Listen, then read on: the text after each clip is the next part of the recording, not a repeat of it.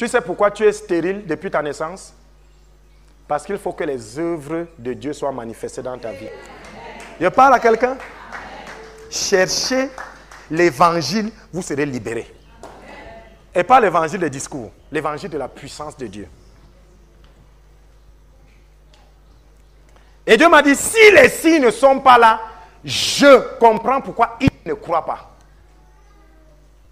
Quelqu'un m'a suivi? Si les signes, les produits ne sont pas dans l'église, Dieu comprend pourquoi les païens ne croient pas. C'est à cause de vous. Et beaucoup d'entre nous sont assis là, de gros païens. De gros païens. Prenons Actes chapitre 2, verset 22. Acte 2, verset 22, il est écrit, je lis au nom de Jésus-Christ. Hommes israélites, écoutez ces paroles. Jésus de Nazareth, cet homme à qui Dieu a rendu témoignage devant vous par les miracles, les prodiges et les signes qu'il a opérés par lui au milieu de vous, comme vous le savez vous-même. Dieu a rendu témoignage à qui? À Jésus par quoi? Les miracles et les signes et les guérisons. Ça, c'est le témoignage de Dieu. Laissez la philosophie. Le monde attend le témoignage. Les gens de dehors là, je vous assure, ils vous prennent comme des illuminés. Ils vous prennent comme des fanatiques. Vous n'êtes pas différent de Socrate. Vous n'êtes pas différent d'Emmanuel Kant. Vous n'êtes pas différent de présenter des théories.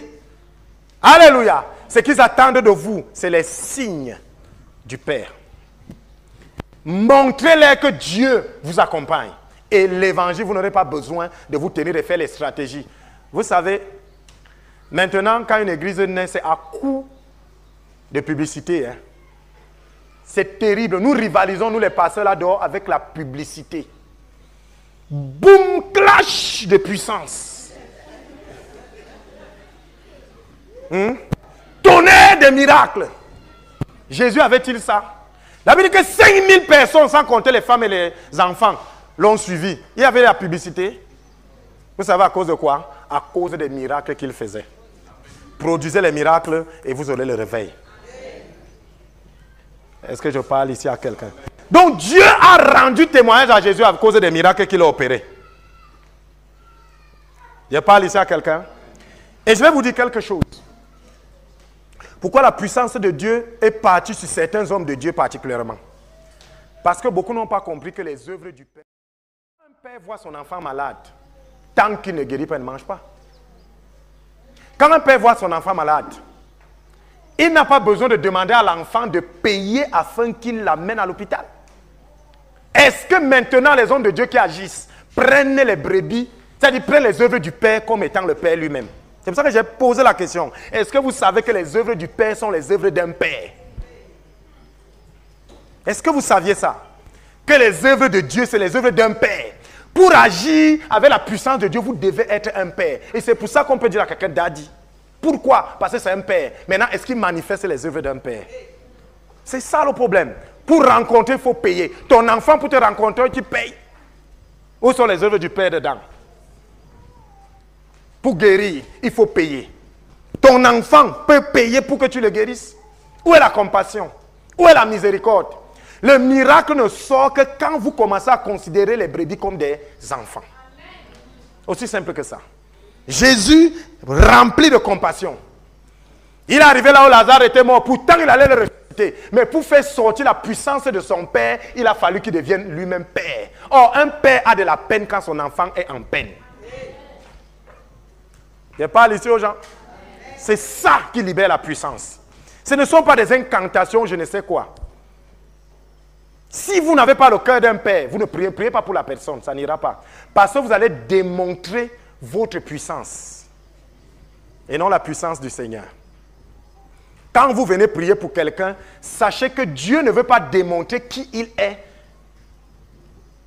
mais il veut démontrer ce qu'il a à donner. C'est-à-dire son amour.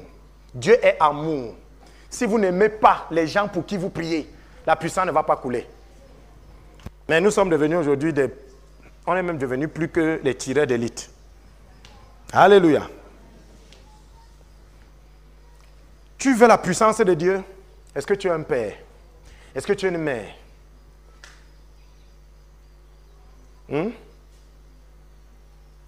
Et c'est là le Seigneur me dit quelque chose. Généralement, vous allez voir l'animosité des païens. Ça dit quoi? Le rejet. Dans les païens que vous voyez là, le Seigneur m'a dit quelque chose. Il y a deux genres de personnes qui vous détestent dehors. Il y a les païens et il y a les religieux. Les païens, eux, ils vous détestent par ignorance. Parce que vous ne leur montrez pas la puissance de Dieu. C'est pour ça qu'ils vous détestent. Et ils sont dans leur droit de vous détester. Ils sont justes dans leur manière de vous détester. Voilà pourquoi Dieu ne les frappe pas souvent. Alléluia. Mais les religieux vous détestent par jalousie. Les hommes les plus dangereux contre les pasteurs qui ont l'onction, c'est les pasteurs qui n'ont pas l'onction. Ceux qui vont dire que j'ai eu la révélation que pendant que Daddy prêche, il m'a arrêté le mariage, c'est les pentecôtistes. Vous n'allez pas voir quelqu'un qui sort de dehors, qui ne connaît rien, venir ici commencer à raconter les visions apocalyptiques dans le sens inverse parler. Vous n'allez pas voir. Et c'est pour ça que Dieu dit que vous avez l'impression qu'il ne réagit pas avec les gens de dehors parce qu'ils sont sincèrement dans l'erreur. Il suffit qu'ils connaissent la vérité, ils seront plus puissants. C'est pour ça que quand un païen, un vrai, connaît la vérité, il est plus dangereux que toi. Mais la majorité de ceux qui descendent les serviteurs de Dieu ouin, c'est les serviteurs de Dieu qui ne sont pas ouin. C'est-à-dire les anciens pentecôtistes là. Même quand vous entendez que les païens disent qu'il a le serpent, c'est parti d'un pentecôtiste. C'est parti d'un. Le païen ne connaît pas que quand on est assis, on a la révélation, il ne connaît pas. Lui, c'est que le rêve, c'est le rêve.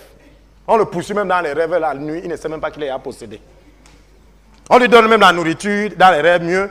À 19h avant de dormir, il prie même que, comme il a dormi affamé ici, qu'on vienne lui donner la nourriture. Mais c'est le pentecôtiste qui sait que, hey, la nourriture, c'est un envoûtement, et c'est vrai. C'est le pentecôtiste qui sait comment bloquer le mariage. D'autres qui étaient venus ici disaient qu'un ange est venu me gronder, que je libère son mariage. Malheureusement, quand tu la vois aujourd'hui, elle ressemble à tout sauf un être humain. Vous voyez? Donc, dans les gens qui créent les problèmes, qui vous rejettent, qui ont une animosité, il y a les païens qui sont sincèrement, je dis dans l'erreur, comme Paul. Vous voyez que Paul, quand il a cru, il est devenu plus dangereux que les autres. Parce que lui croyait vraiment. Il y a des gens là dehors qui croient vraiment que vous êtes des blagueurs, des rigolos. Parce que vous ne produisez rien. Tu es chrétien. Quand il voit tes œuvres, il dit que hey, mieux je reste. Quand vous commencez à vous engueuler, l'autre dit que l'église la laisse ça à l'église. Et une maman dit à l'autre, sa soeur ici, que l'affaire de l'église reste à l'église. D'autres gens ici ne se saluent pas. Dans la même assemblée, vous ne vous saluez pas. Je viens vous dire ce soir, vous êtes des blagueurs, vous êtes des rigolos. Vous êtes des blagueurs. En fait, vous jouez. Dieu me dit de te dire qu'il vaut mieux même un païen que toi qui es assis là, qui ne peut pas saluer ton frère ou ta soeur. Et quand la tribulation va arriver, ça va entrer par toi. Vous voyez? Il y a des gens là dehors qui sont sincèrement dans l'erreur. C'est-à-dire, il ne fait pas, ne dis pas que c'est un sorcier, tu mens. C'est pour ça que quand tu pries, rien ne lui arrive. Parce qu'il ne te persécute pas parce qu'il est sorcier. Non, il te persécute parce que pour lui, tu n'es vraiment rien. C'est-à-dire, dans toutes les mauvaises choses du quartier, tu es dedans. Hein? Quand on fait les vaccinations, tu es en tête.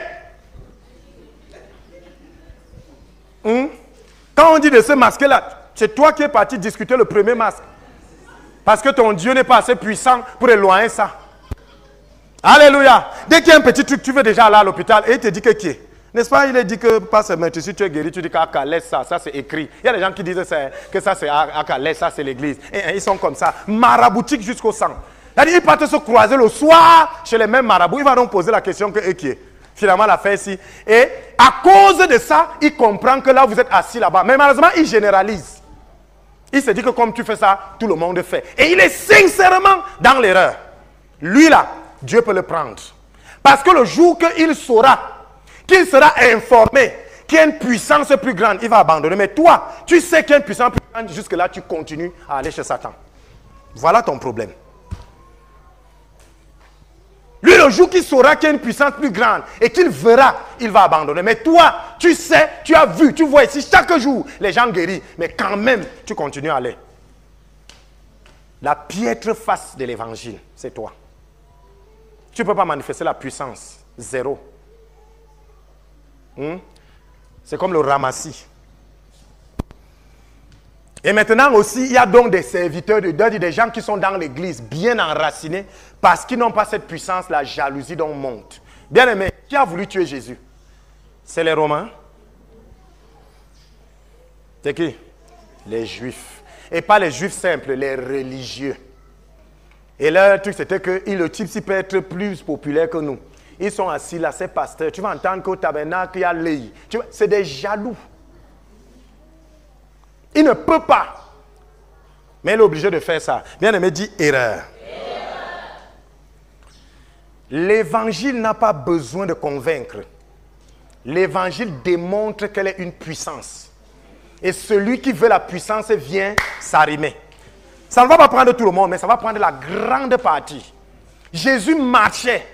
Il n'avait pas besoin de publicité. On disait que l'homme de Galilée est arrivé.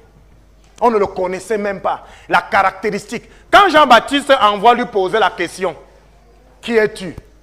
Il n'a pas dit comme beaucoup le disent ici, tu ne connais pas la grande église qui est à côté, en Kwabang là-bas, vers la vallée. C'était moi, peut-être j'allais répondre comme ça. Est-ce que c'est vraiment toi que Dieu a envoyé? Il dit que qui? Il dit, qui es-tu? Est-ce que c'est que Dieu t'a dit que qui? Tu ne vois pas la grande église qui est là-bas là? Tu ne vois pas la Mercedes qui est souvent garée dehors là? Mais c'est moi! C'est un débat ça. Jésus ne lui a pas dit que tu n'as pas vu comment. Il lui a dit, les aveugles voient, les sourds entendent et les paralytiques marchent. C'est pas la puissance qu'on reconnaît l'homme de Dieu. Donc arrêtez les discours creux qui n'ont rien. Arrêtez ça. L'évangile à elle seule est une puissance. Si tu ne peux pas manifester, demande à Dieu ton problème. Il n'y a pas de monopole dans l'affaire là. Jésus n'a jamais dit, allez lui dire que j'ai botté les gens. Il a dit, les paralytiques marchent, les sourds entendent, les aveugles voient et la bonne nouvelle est prêchée. Vous comprenez? Donc les signes d'un élu de Dieu envoyé, mais Dieu t'envoie pourquoi? Pour aller dire à quelqu'un c'est qu'il sait déjà qu'il est. Il est pauvre. Tu viens lui dire quoi là? Tu viens décrire la pauvreté, mais viens lui donner la richesse de la prospérité. Il ne vous a pas envoyé dire aux gens ce qu'ils sont. Il vous a envoyé dire aux gens ce qu'ils doivent être en faisant qu'ils deviennent. Jésus sauve et guérit. Moi, je ne suis pas sauvé et guéri. Vous voyez que je vais croire en ça? Il y a un gros problème dans l'église aujourd'hui. Bien aimé, les gens veulent voir les miracles. Hein? Ne vous y trompez pas. Vous avez compris? Imaginez un peu le chef de la police qui est dans ce quartier. Imaginez un peu un chef de police. Il veut toujours venir fermer. Un jour, vous savez que les mamans sont toujours comme elles sont là. Elles cherchent seulement les routes. Et alors, l'enfant est bien malade. On a tout fait. Vous savez que les hommes, ils attendent seulement la mort, ils pleurent et l'enfant, ça finit. Mais la mère est là que l'enfant s'il ne meurt pas. Elle apprend donc qu'il y a le tabernacle. Alléluia. Elle vole l'enfant, elle vient, on prie l'enfant guéri. Le petit là rentre, il dit que l'enfant s'est guéri. Il commence à appeler ses camarades. Vraiment, mon enfant est guéri. Le crédit que vous voulez prendre là, pardon, laisse. Après, il pose la question que tu as même fait comment dire que c'est l'église là. Vous croyez qu'il ne va pas tanguer? Vous croyez qu'il ne va pas chercher à savoir ce qui se passe? Vous croyez qu'on va le convaincre encore par quoi? On va le convaincre par quoi? On a les décrets. Il ne sait pas que vous avez les décrets. Ce n'est pas la puissance. Simplement. Ce n'est pas la puissance. Donc si tu n'es pas puissant dans l'évangile, demande à Dieu, toi là où tu es là, quel est mon problème? Il va te dire afin que cette puissance. Ce n'est pas un monopole, ce n'est pas moi seul. Vous aussi. Puisque nous sommes tous envoyés. Nous tous, nous sommes envoyés. Donc si on te presse là, tu as un problème de puissance. Hein? D'autres déménagent même. Ils fuient. Si j'étais sorcier, j'allais vous poursuivre. Tu fuis, alors que tu me dis que ton Dieu est puissant, tu fuis. J'allais être derrière vous. Hein? Tu déménages, je déménage avec toi. Je te faisais fuir Yaoundé. Comme d'autres gens ont fui. D'autres fuient les quartiers. Ils ne sont pas, il n'y a pas. Il y a tout de sorciers là-bas. Tu veux donc qui aille délivrer ces gens? Qui aille amener la lumière là-bas? Et qui? Qui? On doit désigner qui? L'enfant de Dieu déménage quand c'est bien. Tant qu'il y a les problèmes, ne déménage pas. Résout d'abord les problèmes là. Là où il y a la maladie, installe la guérison. Là où il y a la pauvreté, les miracles doivent suivre pour qu'il y ait la prospérité. Alléluia. Et là où il y a l'oppression, délivre, chasse les démons. Voilà ton rôle. Et à l'aide de l'évangile. C'est donc pour ça que l'évangile n'accueille pas les gens qui viennent pour prendre et partir. C'est pour ça que quand on est assis là, il y a des porteurs d'évangile. Et c'est comme dans un stade de football, il y a les 22, les arbitres et les spectateurs. Vous voyez que les spectateurs sont... C'est-à-dire que quand les délivrants commencent, et les spectateurs, s'ils tentent d'avoir un truc... Un jour, c'est arrivé ici, on venait de commencer le ministère. Les gens n'étaient même pas encore nombreux. Il y avait les gens jusque là. La poussière ici, pêle-mêle. 6 filles sont venues ici. Toutes sont mortes, ici. Toutes, 6. L'hôtel était où? C'était là-bas. Il y avait une chaise ici. On fuyait quand la pluie vient comme ça, on fuyait ici. Quand il n'y avait pas encore la maison ici, on était au début. La brousse était là devant. Morte. Il y avait 4 petites ampoules ici. Les pasteurs me guettent, je les guette. Il fallait voir les spectateurs. Les spectateurs étaient là. Alléluia. Les arbitres sont, on va voir un peu qui va. Vous connaissez l'arbitre, lui, il tranche, non? Il y a des arbitres parmi vous là, qu'on va un peu voir si ce qui va se passer. Mais il y avait les joueurs qui ont commencé à intercéder. Rabakata satama chita rabababa. Une personne se lève. 2, 5. La 6e alors voulait me montrer. Et alors j'ai dit, Seigneur, peut-être que c'est aujourd'hui qu'on ferme la fête. Bien aimé, ce qui est sûr à la fin s'est réveillé. Démonstration de puissance. Donc ne soyez pas arbitre ou spectateur. Soyez joueur. Soyez joueur. Nous ne refusons pas les gens qui viennent pour prendre parce que c'est les bons publicitaires. Mais après la publicité, c'est fini. Alléluia. Ils savent quand même là où il y a. Mais soyez un joueur. Vous ne venez pas ici chercher la solution, vous êtes la solution. Vous venez ici pour qu'on vous charge afin d'aller vous décharger dehors. La Bible dit que le feu ne s'éteindra jamais sur mon autel. Je fais de mes serviteurs des flammes de feu. Vous devez être des solutions. Pas en donnant les conseils. On n'a pas besoin de conseils. Bien aimé, on conseille quelqu'un quand le problème est fini. Hein? Le jour où un homme et une femme veulent se séparer, ne partez pas avec les conseils avant. Arrangez le problème et vous donnez les conseils pour maintenir la paix. Le conseil, c'est pour maintenir quelque chose qui a été acquis. On donne les conseils pour bien utiliser un téléviseur. On ne donne pas les conseils quand la télé est gâtée. Tu viens donner les conseils quand un téléviseur est gâté, comment? Qui va t'écouter? Il n'y a pas ici aux gens. La télé est gâtée, la radio est gâtée, tu viens donner les conseils d'utilisation, comment? C'est gâté. Arrange d'abord et maintenant tu diras, ok, pour que ça ne se gâte plus, fais comme ça, comme ça, comme ça. C'est le rôle du chrétien. Viens d'abord, tu arranges le problème et tu donnes les conseils que tu donnes là après. Non, ce n'est pas bon. Les enfants de Dieu ne s'imagine. Ils se sont déjà insultés. Il y a un démon. Il faut résoudre le problème. Alléluia. Il faut résoudre le problème. Et Jésus a affirmé, il dit, le Fils de l'homme a paru pour détruire les œuvres de l'ennemi. C'est pour ça que Jésus est venu détruire les œuvres de l'ennemi. Alors, si nous-mêmes, nous sommes déjà dans les œuvres de l'ennemi, on va détruire quoi? Vous allez détruire quoi? Quand vous-même, vous êtes déjà dedans.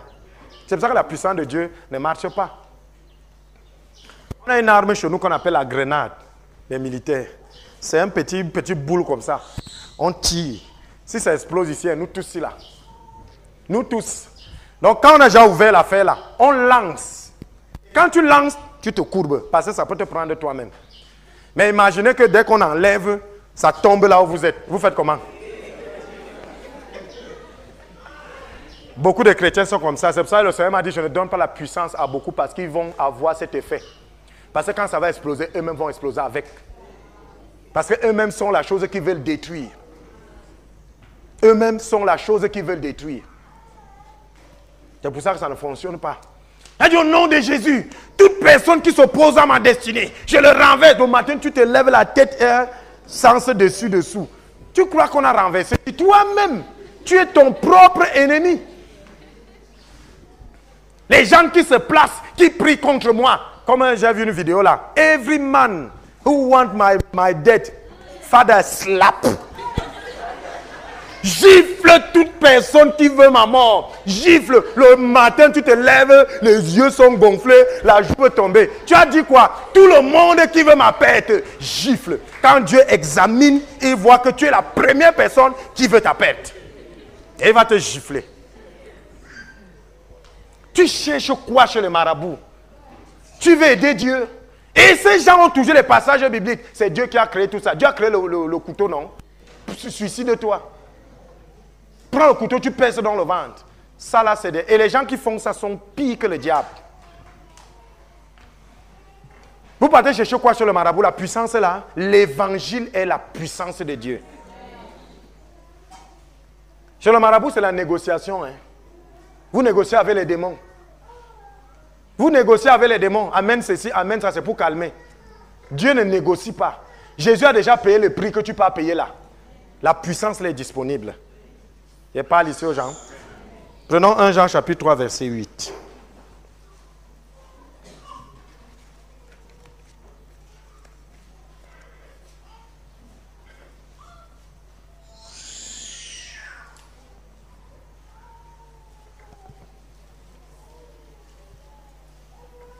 « 1 Jean chapitre 3 verset 8. » 1 Jean chapitre 3 verset 8, il est écrit: celui qui pratique le péché est du diable, car le diable pêche dès le commencement. Le Fils de Dieu a apparu afin de détruire les œuvres du diable. Vous comprenez? Il a apparu afin de détruire les œuvres du diable. C'est son rôle. C'est pour ça que la lumière et le soleil, les ténèbres ne marchent pas ensemble. Vous ne pouvez pas être ensemble parce qu'il y a un qui est venu détruire l'autre. Un est venu détruire l'autre. L'évangile n'a pas besoin de beaucoup de discours. On écoute l'évangile quand on veut entendre davantage. Je parle aux gens. Le premier contact avec l'évangile, c'est le miracle. Et maintenant, les prêches viennent quand on veut savoir davantage. Je parle à quelqu'un. S'il n'y a pas le miracle, vous m'apprenez quoi davantage? Vous m'apprenez quoi davantage? Rien, vous n'avez rien d'autre à me dire. La prise de contact est mauvaise. C'est un peu comme quand tu dragues une femme. Les discours que tu fais là, tant que le point de contact n'est pas entré, tu vas bavader, c'est ton problème. Après, on te dit que ok, tu as fini. Tu vas boire le jus. Moi, je rentre chez moi. Tu restes comme ça là, tu es fatigué avec les pieds. Parce que tu as passé ton temps à bavader. Mais dès que le point de contact est entré, pap, on a déjà dit oui. Le reste est sucré. Donc l'évangile est sucré après que le miracle soit passé. Pourquoi on suivait Jésus? Parce qu'il était beau. Hein? Prenons Jean chapitre 2 verset 23. Jean 2 23. Jean 2 23. Lisez au nom de Jésus.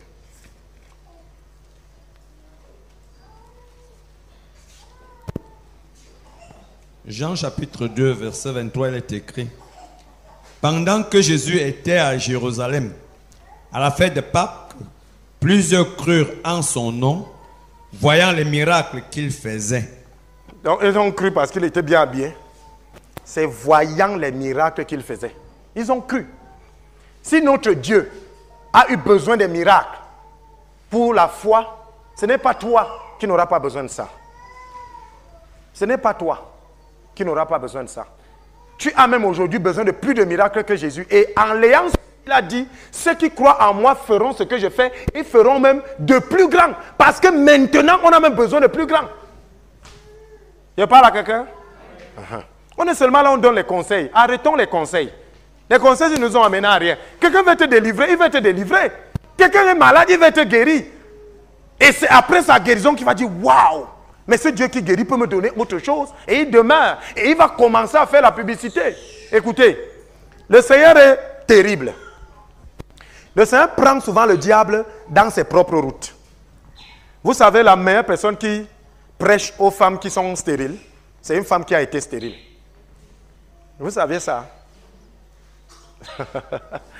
La meilleure personne qui prêche aux femmes stériles, c'est une femme qui a été stérile. Elle sait d'abord où les trouver parce qu'elle l'a été.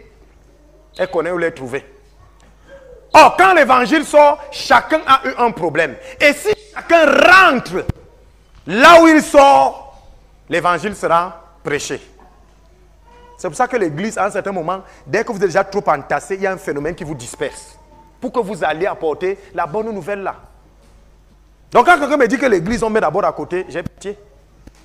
Bien aimé, le démon te suit, tu te retournes, tu lui dis au nom de Jésus, rentre. Est-ce que tu sais ça? Est-ce que vous savez ça? Ah. Vous n'avez... L'autre jour, j'entends une de mes filles ici qui dit, Daddy, j'ai mis la main, le serpent était au pied, je suis allé au pied. Quand tu es comme ça là, hein, tu es petit. Tu poursuis le serpent. Tu poursuis le serpent. Si tu témoignes ça devant un païen, il va venir te voir. Hein? Que le serpent était au pied, j'ai arrêté son pied. Quand j'ai arrêté, la tête est venue au coude.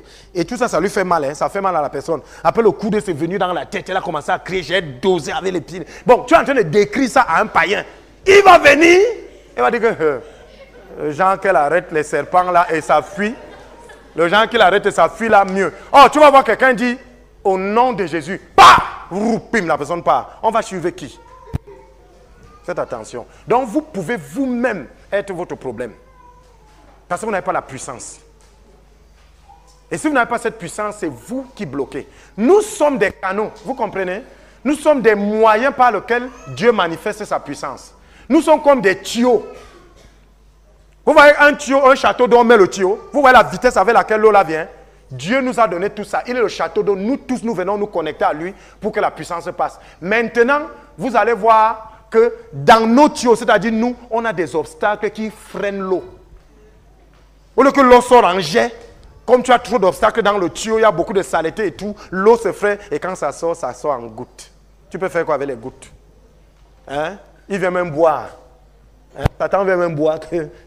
Va faire un bon tuyau. Mais là où il voit comment le tuyau sort, il y a un genre de voiture là pour quand il y a les manifestants. Quand on te verse l'eau, ça te porte. Voilà la puissance d'un serviteur, d'un enfant de Dieu. Mais comme on est des tuyaux, on a des obstacles dedans, l'incrédulité, le ceci, c'est dans le tuyau. Donc quand l'eau vient avec puissance, ça freine. Mais c'est le robinet. D'autres ont mis les robinets partout. Il ferme, finalement l'eau ne sort même pas. Pourtant la source est là. L'eau ne peut pas sortir. On va te dire, vous voyez le cachet, non? C'est la puissance de l'eau qu'on utilise pour enlever la saleté. Et c'est ça le chrétien.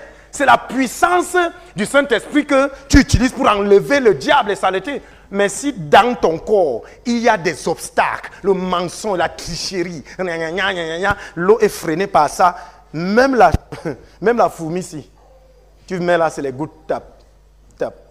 Dis que qui est. Après tu dis caca, l'eau, il n'y a pas l'eau, il y a l'eau. Tu es bloqué. Il y a l'eau, hein, le château d'eau est plein. Puisque chez l'autre, dans la maison d'à côté, ça sort et en jet. Chez toi, c'est bloqué parce que tu as les obstacles. Enlève les obstacles là, tu vas voir la puissance de Dieu. Donc, c'est les évangiles des discours là. Agissez un peu, on voit. Délivrez les gens. Libérez la puissance de Dieu qui est en vous parce que vous êtes remplis. Ce n'est pas le pasteur seulement. Libérez. Tu apprends qu'on veut déjà te manger là-bas, tu dis, on te mange. Bien aimé, tu es sur une table, on te mange la nuit, chrétien. Tu es sur une table, on t'a d'abord amené sur la table là comment? On avait une fille ici comme ça. C'est le jour là qu'elle me dit que Daddy, je rêvais que, vos rêves là, c'est souvent vrai, hein? Je rêvais que j'étais sur un plateau, les longs plateaux où on met les porcs là. Donc elle était là, couchée comme ça là, comme le porc. Et elle dit que dans sa bouche, on avait mis une pomme. Elle mordait une pomme, elle était nue et il y avait les condiments sur elle. Elle dit que c'est quand les gens étaient assis autour. C'est quand quelqu'un a commencé à couper le morceau qu'elle a crié, s'est levée.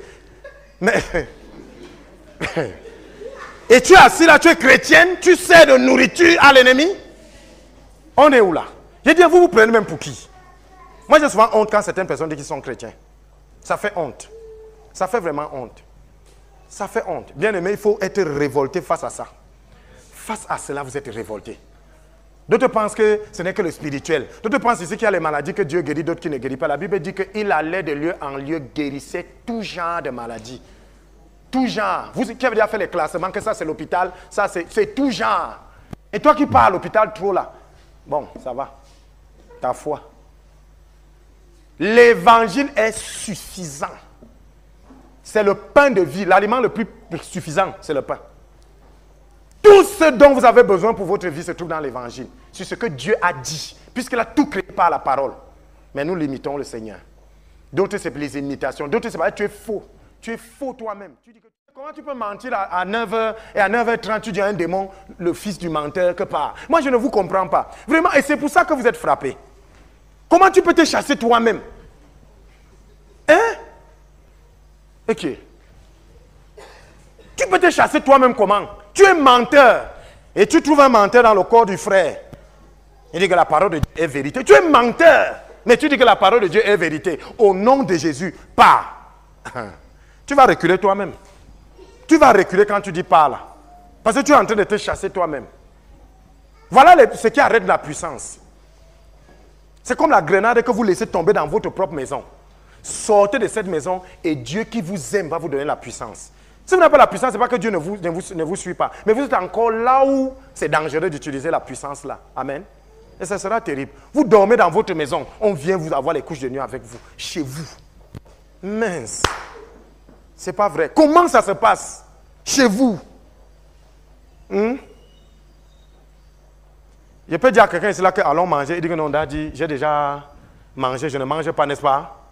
Tu peux refuser ça dans les rêves. Tu refuses souvent. On ne te force pas. Il n'y a qu'avec nous que tu es fort. Mais là, il faut être fort, tu n'es pas. C'est la puissance. C'est la puissance. Il y a un être à qui on force de manger, qu'il veuille ou non, c'est qui? Les mamans là. Quelle est la personne qu'il veuille ou pas, on force la nourriture, c'est qui? Tu comprends ton état? Quand on te fait manger, quand on veut là. On a les couches de nuit avec toi quand on veut. Tu es bébé spirituel. Si ce n'est qu'au bébé, moi, si tu peux me forcer quoi? Je suis mature. Spirituellement, vous devez aussi être mature. C'est-à-dire, pas ce meurtre. Si j'ai été guéri, je suis guéri. Il a pris machin. Quand Dieu a dit, il a dit. Pour moi, c'est en avant-vent. Il me dit, fonce, je fonce. C'est Dieu qui a dit. C'est lui qui m'a fabriqué. S'il veut que je me tue, je meurs là. Mais je meurs. Tu penses que ta vie est plus importante pour Dieu ou pour toi? Dites-moi même au juste. Votre vie que vous avez là, c'est important pour Dieu ou pour vous? Hein? Pourquoi vous la défendez donc comme si c'était vous-même qui avez ça? Dieu ne t'a pas donné la chèvre. Si tu pars dans le monde des chèvres, tu vas te dire que quoi? Il n'est pas normal que les hommes te mangent. C'est normal. Attention. Attention. Il faut voir quand les gens veulent défendre leur vie ici. Ils vont parcourir tout le Cameroun. Alors que l'évangile est là. C'est là. C'est là, c'est placé. Pas ce meurtre ici, tu es déjà guéri. Mais il n'y a pas la puissance. Parce que dans la soirée, tu es là-bas. Derrière chez la maman pour te laver. Et le matin, tu es Seigneur Jésus, tu es merveilleux. Mais tu blagues avec qui? Tu ris même, tu joues avec qui? Tu joues quoi? Hein? Bien, mais fais un choix. Hein? Tu veux que Dieu se manifeste puissamment dans ta vie? Déménage. Enlève les saletés dans le tuyau. Enlève les robinets là. Laisse l'eau passer. Et tu vas voir. Dès qu'on a dit au nom de Jésus, c'est terminé. La chose là attend obéir. Quand vous dites au nom de Jésus, vous croyez que vous faites quoi? Quand vous dites au nom de Jésus, pour vous c'est quoi? Une formule magique? Voilà, non, là c'est dangereux. Le nom de Jésus ouvre le robinet de la puissance de Dieu. Quand on dit au nom de Jésus, c'est il faut les entendre prier. Au nom de Jésus, pas au nom de Jésus. Quand vous voyez quelqu'un faire ça, c'est un manque de foi. C'est-à-dire, il prend le nom de Jésus comme étant une formule magique. Vous devez avoir ce nom. Qui a le nom de Jésus? Sois béni. Tu t'appelles comment? Igor. Lève-toi, tu pars un peu derrière. Chacun va voir si là le nom de Jésus. Vous dites que vous avez là. Lève-toi, tu pars derrière. Donc tu pars te balader, hein? Igor, viens. Ok, j'ai appelé Igor, non? Il s'est arrêté, non? C'est son nom, non? Il a ce nom. Toi, quand tu fais tes choses pour le nom de Jésus, tu t'arrêtes. Tu t'arrêtes souvent. Tu peux t'arrêter quand tu veux déjà, tu es engagé dans ta chose, on dit Jésus, tu t'arrêtes. Qui ici s'arrête? Si tu n'es pas capable de t'arrêter quand on prend le nom de Jésus, tu ne l'as pas. Vous avez vu, il était en train de sortir. Son nom, il dit qu'il a le nom là. Il a un nom, c'est Igor. Il partait. J'ai dit, Igor, il s'est arrêté. Toi, dès qu'on dit Jésus, tu dis caca. Dis non, on va voir ça après. Jésus, Aga, laisse d'abord. Dis non, je fais d'abord mes choses. Tu n'as pas ce nom. Tu n'as pas ce nom. C'est pour ça que quand tu vas dire au nom de Jésus, c'est une formule. Mais si tu as ce nom-là, dès que tu vas dire au nom de Jésus, la chose va s'arrêter comme il s'est arrêté. Tu as ce nom-là. Qui a ce nom? Ça a diminué, c'est bon. Au moins on est honnête. Assieds-toi au nom de Jésus. C'est ça. Au nom de Jésus, tu t'arrêtes. Hey, le Seigneur n'aime pas. Là, tu as ce nom, tu verras. Pourquoi? Parce qu'on donne ce nom. C'est le seul nom qu'on donne. Vous ne comprenez pas ce que Jésus a voulu dire. Quand tu as ce nom, tu le donnes. Comment savoir qu'on a ce nom? Quand on peut s'arrêter à cause de ce nom. Quand on peut agir à cause de ce nom. Quand on fait tout à cause de ce nom. Là, tu as ce nom. Et quand tu as ce nom, tu peux donner ce nom.